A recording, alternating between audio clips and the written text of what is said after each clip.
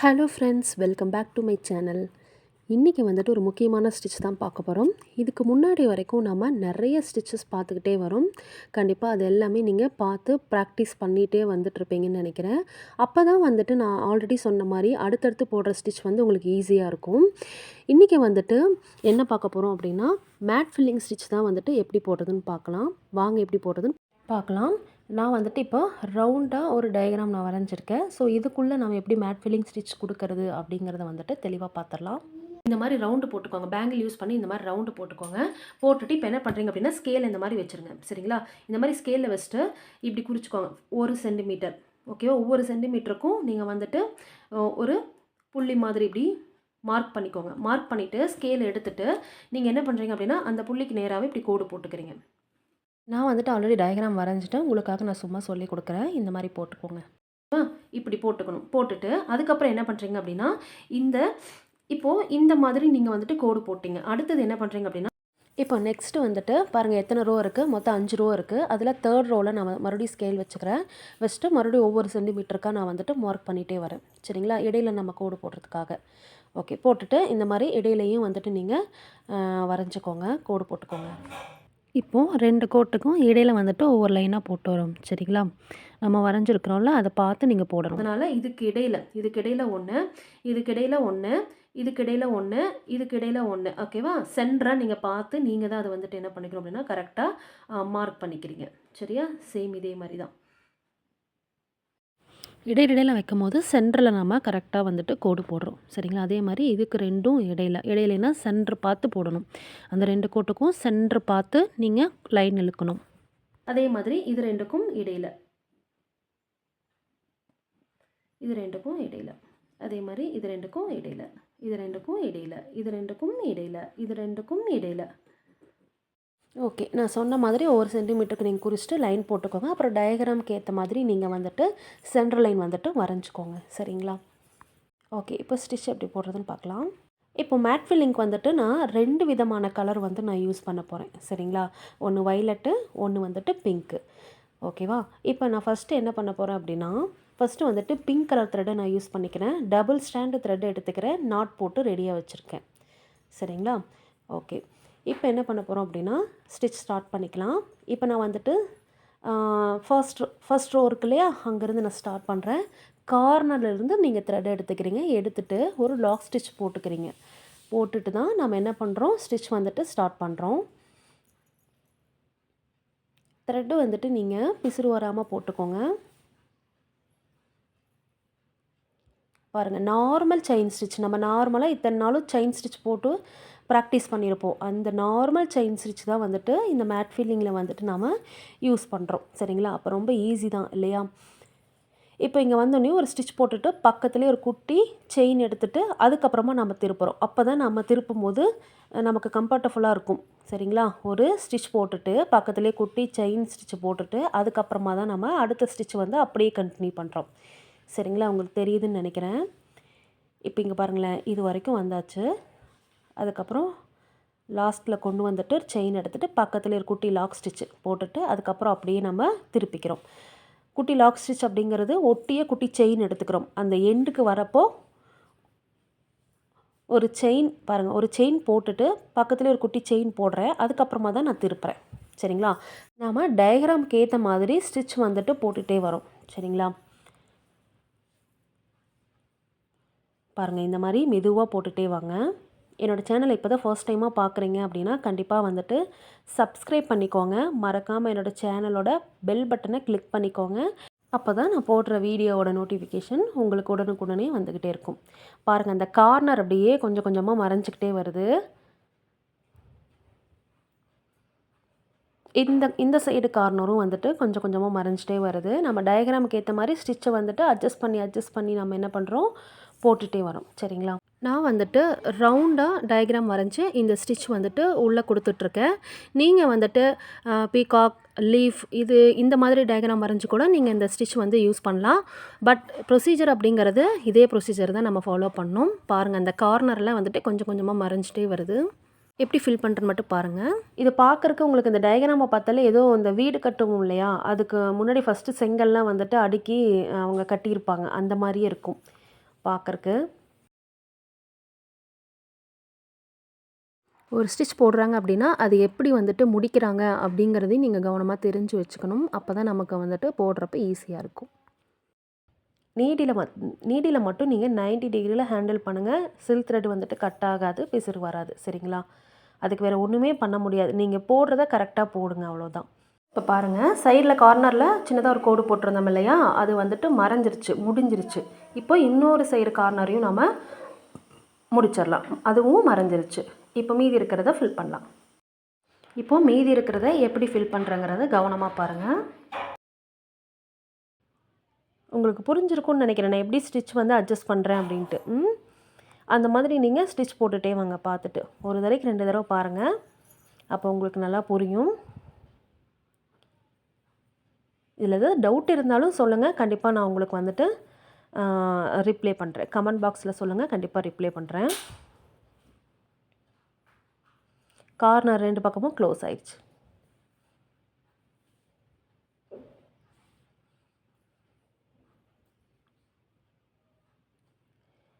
Daily வந்துட்டு practice பண்ணுங்கள்.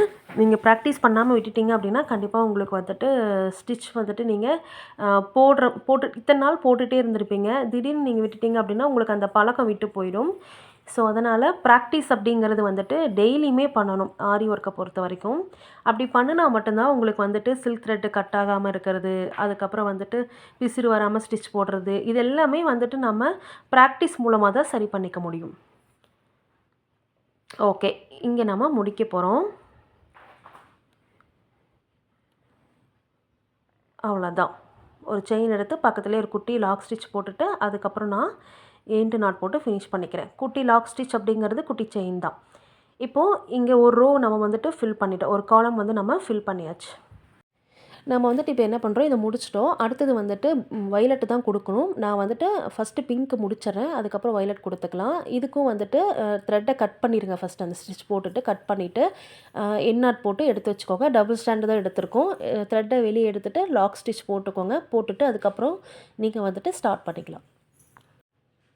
ஓகேவா? இதுவும் வந்துட்டு பொறுமையாக போடுங்க. நீங்கள் த்ரெட் அப்படியே கட் பண்ணாமல் இதை கண்டினியூ பண்ண வேண்டாம். ஏன்னா இடையில குறுக்கால த்ரெட்டு வந்துடும். ஸோ அதனால் அடுத்த ஸ்டிச் போடுறப்ப டிஸ்டர்பன்ஸாக இருக்கும். இந்த ஸ்டிச் பொறுத்த வரைக்கும் நீங்கள் த்ரெட்டை கட் பண்ணிவிட்டு மறுபடியும் ஃப்ரெஷ்ஷாக வந்துட்டு ஆரம்பிக்கணும் அடுத்த ஸ்டிச். ஓகேவா? பாருங்கள், நான் அப்படியே தான் போடுறேன்.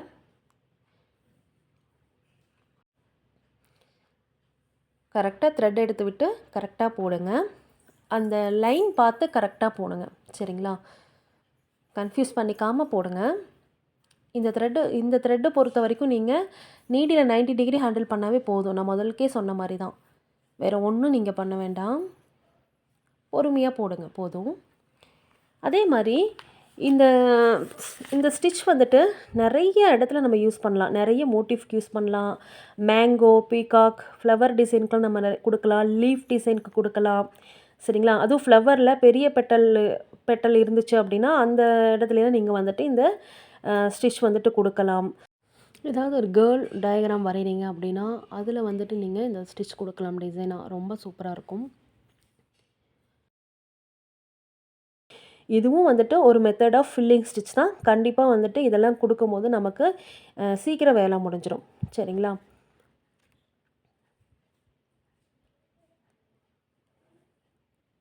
நான் வந்துட்டு ரவுண்ட் ஷேப் போட்டு தான் உங்களுக்கு மேட் ஃபில்லிங் வந்து இப்போ நான் சொல்லி கொடுத்துட்ருக்கேன். நீங்கள் ப்ராக்டிஸ் பண்ணணும் அப்படிங்கிறக்காக. நீங்கள் வந்துட்டு எதில் வேணாலும் நீங்கள் போடலாம். நீங்கள் வந்துட்டு சதுரமாக கூட இதையே நீங்கள் வரைஞ்சி போடலாம். உங்களுக்கு எந்த டிசைன் பிடிக்குதோ, விருப்பமோ அதில் போட்டு கூட நீங்கள் இந்த ஸ்டிச் வந்துட்டு ட்ரை பண்ணலாம். ஓகேங்களா? இந்த கிளாத் வந்துட்டு ஒரு மாதிரியான கிளாத்து. சரிங்களா? கொஞ்சம் கேப் இருக்கிற கிளாத்து. நம்ம ஸ்டிச் கரெக்டான இடத்துல குத்துனா கூட நமக்கு வந்து என்ன ஆகுது அப்படின்னா தள்ளிக்கிட்டு போகுது. அது இப்படி தான் இருக்கும், ஒன்றும் பிரச்சனை இல்லை. நம்ம அந்த இடத்துல பீடெல்லாம் கொடுக்கும்போது ஹைட் ஆகிக்கும். ஆல்ரெடி இந்த கிளாத் வந்துட்டு கொஞ்சம் கேப் இருக்கிற கிளாத்தாக தான் இருக்கும். அதனால தான் இப்போ இங்கே நான் வந்துட்டு எண்டு நாட் போட்டு ஃபினிஷ் பண்ணிவிட்டேன். சரிங்களா? ஃபினிஷ் பண்ணிவிட்டு த்ரெட்டை வந்து கட் பண்ணிடுங்க. கட் பண்ணிவிட்டு திருப்பியும் ஃப்ரெஷ்ஷாக டபுள் ஸ்டாண்ட் எடுத்துக்கோங்க. நாட் போட்டு வச்சுக்கோங்க. திருப்பியும் அடுத்தது ஸ்டார்ட் பண்ணலாம். ஸ்டார்ட் பண்ணும்போது லாக் ஸ்டிச் போட்டுட்டு ஸ்டார்ட் பண்ணிக்கலாம். சரியா?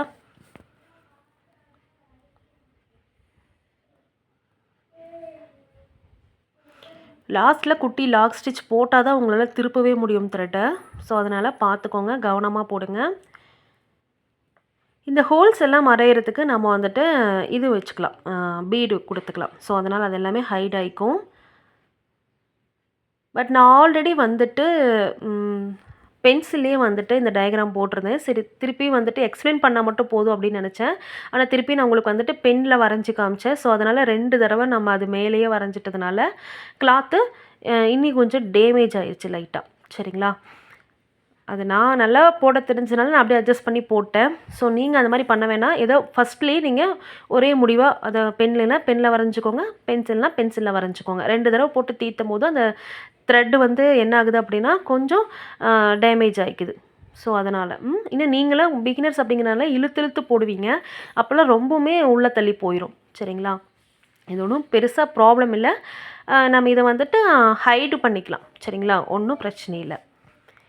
இப்போ இங்கே பாருங்கள், இந்த கார்னர் கிட்ட முடிய போகுது இல்லையா? உங்களுக்கு நல்லா தெரியுதுன்னு நினைக்கிறேன். இந்த டயக்ராம்க்கு ஏற்ற மாதிரி நீங்கள் ஸ்டிச் வந்துட்டு அட்ஜஸ்ட் பண்ணி நீங்கள் போட்டுட்டு வந்து தான் ஆகணும். நீங்கள் வந்து சதுரமாக இருக்கிற பிளேஸ், இப்போ சதுரமாக நீங்கள் வரைஞ்சிருக்கீங்க அப்படின்னா அதில் ஈஸியாக போட்டுடலாம். இந்த மாதிரி இடத்துல, அதாவது ஒரு வளைவான இடத்துல வந்துட்டு நம்ம எப்படி ஸ்டிச் பண்ணுறோம் அப்படிங்கிறது வந்துட்டு தெரிஞ்சுக்கிறது ரொம்ப முக்கியம். ஸோ அதனால தான் நான் உங்களுக்கு வந்துட்டு இந்த மாதிரி ரவுண்டாக டயக்ராம் வரைஞ்சி நான் உங்களுக்கு வந்துட்டு போட்டு காட்டுறேன். சரிங்களா?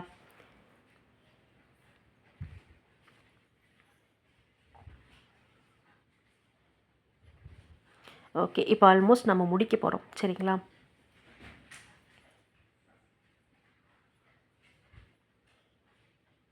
எப்பயுமே ஒரே தடவையிலே ஸ்டிச் வராது.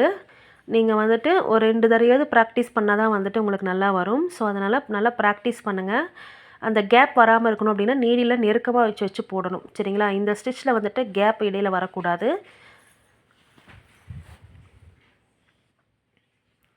இப்போவே பார்க்குறதுக்கு ரொம்ப அழகாக இருக்குது இல்லைங்களா? ஸோ அதனால் எப்பயுமே போடும்போதே நீட்டாக போட்டு பழகுங்க. சரிங்களா?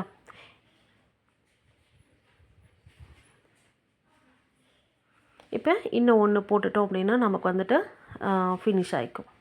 ஓகேவா? இங்கே ஒன்று போட்டுட்டு நான் வந்துட்டு செயின் எடுத்துகிட்டு பக்கத்துலேயே ஒரு குட்டி செயின் எடுத்துகிட்டு அதுக்கப்புறம் எண்டு நாட் போட்டு நான் வந்துட்டு ஃபினிஷ் பண்ணிக்கிறேன். ஓகே, முடிஞ்சுது. ஓகேவா? இப்போ இதை வந்து முடிச்சிட்டோம், இந்த 3ஐயும் முடிச்சிட்டோம். இப்போ நெக்ஸ்ட் கலர் யூஸ் பண்ணலாம். இப்போ நான் வந்துட்டு வயலட் கலர் யூஸ் பண்ணுறேன். இப்போ இதுக்கும் வந்துட்டு டபுள் ஸ்டாண்ட் த்ரெட் எடுத்துக்கிறேன், எண்டு நாட் போட்டு ரெடியாக வச்சுருக்கேன். ஓகேங்களா? இப்போ இங்கேயும் வந்துட்டு நான் கார்னரில் ஸ்டார்ட் பண்ணிக்கிறேன். த்ரெட்டை வெளியே எடுத்துகிட்டு லாக் ஸ்டிச் போட்டுட்டு நம்ம ஃபஸ்ட்டு போட்டோம் இல்லையா, அதே மாதிரி தான் நம்ம வந்துட்டு இதுலேயும் வந்துட்டு நம்ம ஸ்டிச் போட போகிறோம். இப்போ ஆல்ரெடி போட்டுக்கிற பிங்க் த்ரெட்டுக்கு நெருக்கமாக நீங்கள் வந்துட்டு ஸ்டிச் போட்டு வரீங்க, இந்த வயலட் கலர் ஸ்டிச்சும். சரிங்களா? ஜூம் பண்ணி வேணாலும் காட்டுறேன், நல்லா பார்த்துக்கோங்க.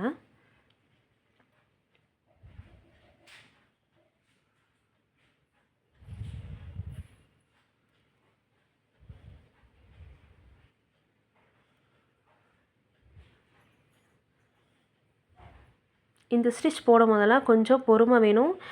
ப்ராக்டிஸ் ஆகிடுச்சு அப்படின்னா ஸ்பீடாகவே போடலாம். இதெல்லாம் ஃபில்லிங் ஸ்டிச் தான் நீங்கள்.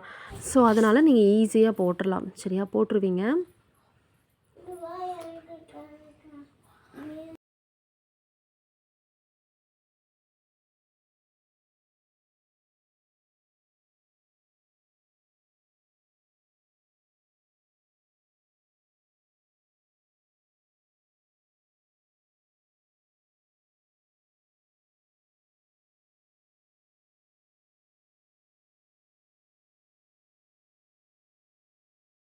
ஓகே, இது வரைக்கும் நம்மளோட சேனலில் பேசிக் ஸ்டிச் மட்டும்தான் நான் சொல்லி கொடுத்துட்ருக்கேன்.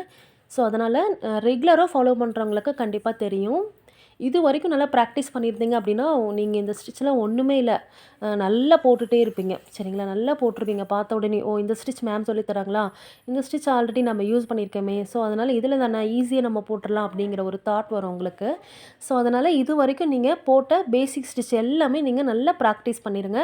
அண்ட் எந்த அளவுக்கு நீங்கள் ப்ராக்டிஸ் பண்ணுறீங்க அப்படிங்கிறத வந்து எனக்கு சொல்லுங்கள் தயவு செஞ்சு. ஏன்னா வந்துட்டு நான் கமெண்ட் பாக்ஸில் நான் படித்து பார்க்கும்போது எனக்கு தெரியும்.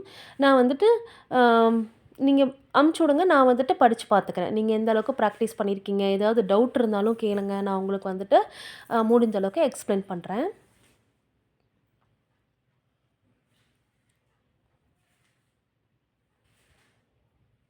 பாருங்களேன், கலர் காம்பினேஷன் கூட சூப்பராக இருக்குது. Pink with violet colour.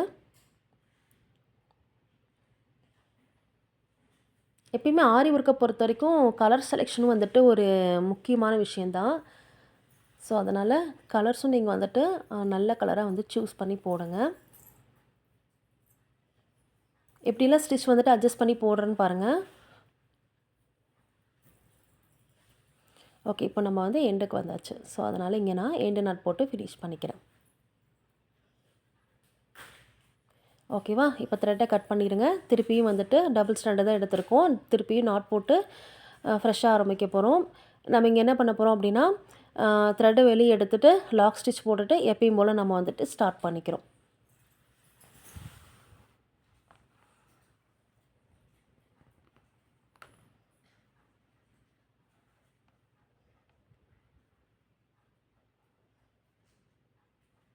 லைட்டாக கேப் விட்டு நீங்கள் போட்டுட்டிங்கன்னா கூட அதை கலட்டிட்டு திருப்பியும் வந்துட்டு கொஞ்சம் நெருக்கமாக போட ஸ்டார்ட் பண்ணிக்கோங்க. ஏன்னா நீங்கள் பண்ணுற சின்ன மிஸ்டேக் தான் உங்களுக்கு ஸ்டிச் ஃபுல்லாகவே மாறுறதுக்கு வாய்ப்பு இருக்குது.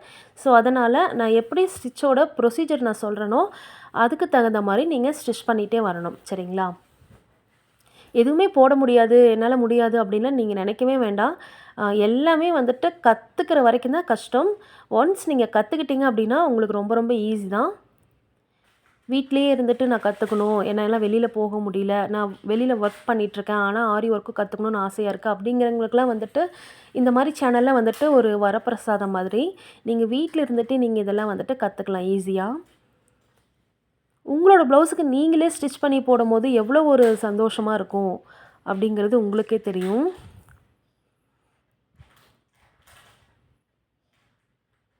ஸோ அதனால் ப்ராக்டிஸ் மட்டும்தான், எதுவுமே கஷ்டம்னு நீங்கள் சொல்ல முடியாது.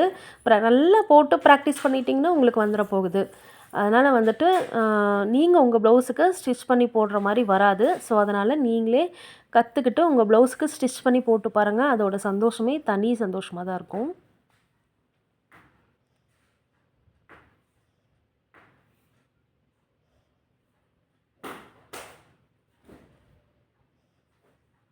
ஓகே, இப்போ நம்ம வந்துட்டு ஆல்மோஸ்ட் முடிக்க போகிறோம்.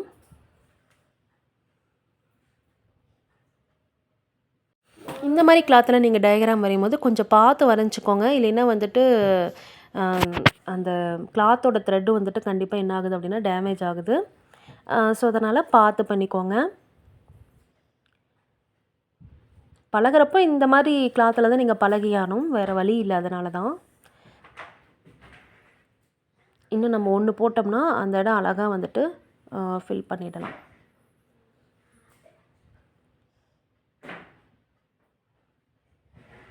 பாருங்களேன் எவ்வளோ அழகாக இருக்குன்ட்டு. இப்போ எங்கேயும் செயின் எடுத்துகிட்டு பக்கத்தில் ஒரு குட்டி லாக் ஸ்டிச் எடுத்துகிட்டு அதுக்கப்புறம் எண்ட் நாட் போட்டு ஃபினிஷ் பண்ணிக்கிறோம். குட்டி லாக் ஸ்டிச் அப்படிங்கிறது குட்டி செயின் தான், நான் ஒவ்வொரு டைமும் சொல்லிகிட்டே இருக்கேன். அவுட்லைனாக வந்துட்டு நான் 4mm பீடு கொடுத்து நான் ஃபில் பண்ணிக்க போகிறேன். பாருங்களேன் அந்த ஹோல்ஸ் எல்லாமே ஹைட் ஆயிடுச்சா? ஸோ அதனால் நீங்கள் பயந்துக்க வேண்டாம், எதுவுமே நம்ம தப்பாக போட்டுட்டோன்னு நினச்சிட வேண்டாம். நமக்கு சில பிரச்சனைகள் வந்துட்டு வரதான் செய்யும். அதை நம்ம எப்படி கரெக்ட் பண்ணணும் அப்படிங்கிறத வந்துட்டு தெரிஞ்சுக்கணும். சரிங்களா? உங்களுக்கு வந்துட்டு பீட்ஸ் வச்சு எப்படி அவுட்லைன் கொடுக்கணும் அப்படிங்கிறதெல்லாம் வந்துட்டு தனி வீடியோவாக போட்டிருக்கேன். போய் என்னோடய சேனலில் செக் பண்ணி பாருங்கள், உங்களுக்கு ரொம்ப யூஸ்ஃபுல்லாக இருக்கும். இப்போ இன்னும் ஒரு பீடு கொடுத்து நான் ஸ்டிச் பண்ணி முடிச்சாச்சு. ஸோ அதனால் ஃபஸ்ட்டு போட்ட பீடுக்கு பக்கத்தில் போய் நான் எண்டு நாட் போட்டு ஃபினிஷ் பண்ணிக்கிறேன். ஓகே, இப்போ நம்ம ஃபினிஷ் பண்ணி முடிச்சாச்சு. இப்போ பாருங்கள் எவ்வளோ அழகாக இருக்குன்னு சொல்லிவிட்டு. நீங்கள் கண்டிப்பாக இந்த ஸ்டிச் எல்லாமே ப்ராக்டிஸ் பண்ணுங்கள். இந்த ஸ்டிச் நல்லா ப்ராக்டிஸ் பண்ணிங்கன்னா தான் உங்களால் மோட்டிவ் டிசைனுக்குலாம் வந்துட்டு கொடுக்க முடியும். ஓகேவா? அதனால் இது நார்மல் செயின் ஸ்டிச் தான், நல்லா போட்டு ப்ராக்டிஸ் பண்ணுங்கள். ஏதாவது டவுட் இருந்தால் கண்டிப்பாக கமெண்ட் பண்ணுங்கள். மறக்காம என்னோட சேனலுக்கு சப்ஸ்கிரைப் பண்ணிக்கோங்க, லைக் பண்ணுங்கள், ஷேர் பண்ணுங்கள்.